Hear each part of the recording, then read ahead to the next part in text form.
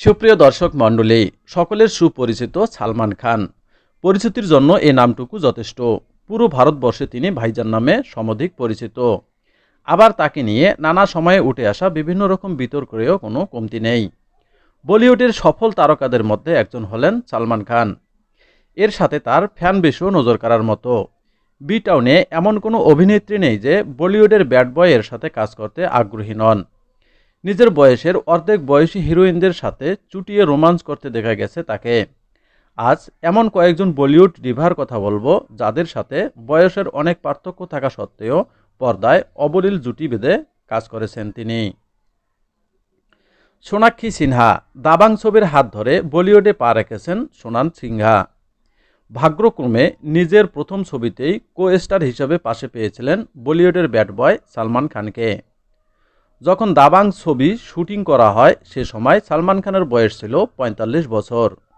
জেনে অবাক হবেন সে সময় সোনাক্ষীর বয়স ছিল মাত্র ২৩ বছর। আয়েশা টাকিয়া বলিউড এবং টলিউড দুই ইন্ডাস্ট্রিতেই এই সুন্দরীর ফ্যান ফলোয়ার আকাশ ছোঁয়া।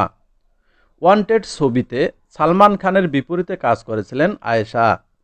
ছবিটি যখন মুক্তি পায় তখন সালমান ও আয়েশের কেমিস্ট্রি বেশ নজর কাড়ে দর্শকদের। বক্স অফিসে ছবিটি সুপারহিটও হয়। এই ছবির শুটিংয়ের সময় আয়েশার বয়স ছিল ২৩ বছর। অপরদিকে সালমান খানের বয়স ছিল তখন ৪৪ বছর। সোনম কাপুর ২০১৫ সালে মুক্তি পায় সালমান খান এবং সোনম কাপুর অভিনীত প্রেম রতন ধন পাও। বলা বাহুল্য ছবিটি বক্স অফিসে ঝড় তুলেছিল।